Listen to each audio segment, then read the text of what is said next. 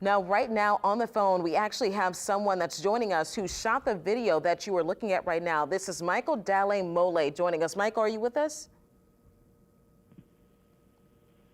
Michael? Yes. Okay. Hello. Thank you so much for joining us. First, I'm happy that you were far enough from that you weren't caught in the middle of that. Yes, me too. Me too. Tell us this, you know, a quick question. What prompted you to start recording the video when you did? So I was driving with my windows down, and I heard a bunch of little crashes and sound. It almost sounds as if someone was throwing bowls or like shattering glass or something. And I'm just familiar with the industry. I work in the industry, and being that close to a construction site just concerned me. So I pulled over and kind of stared at the building, and I noticed a sagging corner. Some stuff was falling, so I pulled out my phone and started to film. So you saw debris falling initially? Yes, small pieces. And I had just assumed maybe the wind had blown something off the building or similar, but I saw small little pieces of debris, and then, like I said, some louder clashes and crashes of smaller things falling. And so I just pulled out the phone, and as soon as I started recording, it just kind of came crashing down, and I had to get out of there. Yeah, and of course, I'm happy that you did get out of there. Did you, when you left that scene of that area, did you see a lot of people that were running around trying to figure out how loud exactly was that crash, was the impact for you? Oh, the impact was incredibly loud. I mean, it shook the ground. I was probably about 200 yards away, and I felt it shaking. People were running. People were very frightened. I mean, it was. I'm still a little shaken up from it, but it was very frightening. I mean, everyone was running, and luckily the police and the fire department and EMS were there really quickly, which was a really positive thing. But people were definitely frightened. It was very scary. Now, you said that you've been in this industry. Is this the construction industry you're talking about? Yeah, so I own a business that does commercial furnishings. So, you know, luckily for us, this was not a project that we were involved in. But, you know, I just know the industry well enough to know that when you see little things dangling or falling off of a big building like that, you just don't go near it. And like I said, the sounds especially really concerned me because anything falling from that height is obviously a massive hazard. And even tiny things are a big hazard at that height. So I just pulled over because I didn't want to drive through that. And it was clearly a good decision.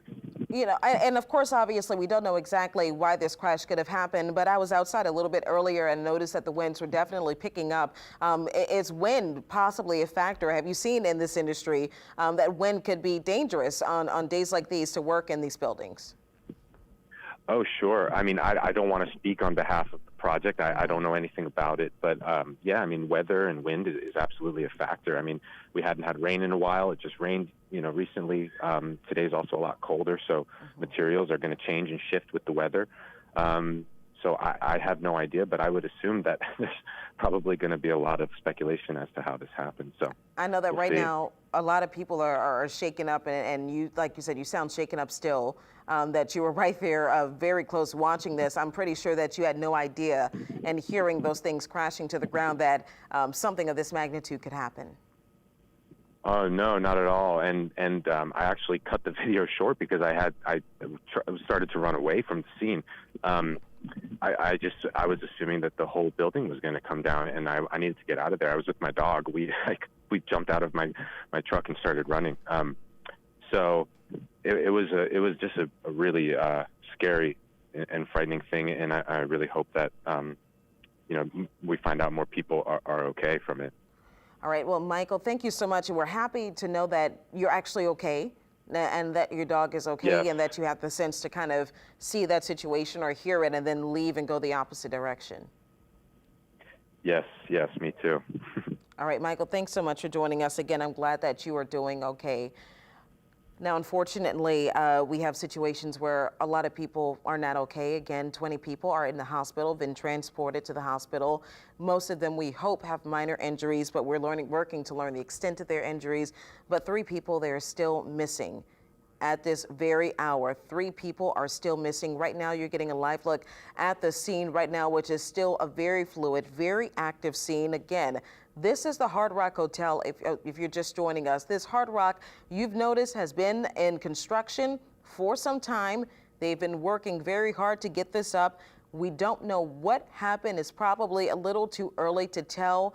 But suddenly, as we showed you earlier, as Michael mentioned to us, he heard cracking, he heard things that were coming down. He started to film, and we caught that coming down. That building started to collapse. This is on the North Rampart side. Right now, they're putting up barricades because here's the situation you have right here, a crane. 2 large cranes were being used to build this high rise. A crane right now is unsecured, according to the New Orleans Fire Department. That crane could easily topple over. According to the governor a little bit earlier who was on the scene, it is a 270-foot crane. It can easily topple over and it could cause another collapse, something that they don't want to happen. And to avoid further tragedy from happening, they're keeping everyone at bay, keeping them at a distance.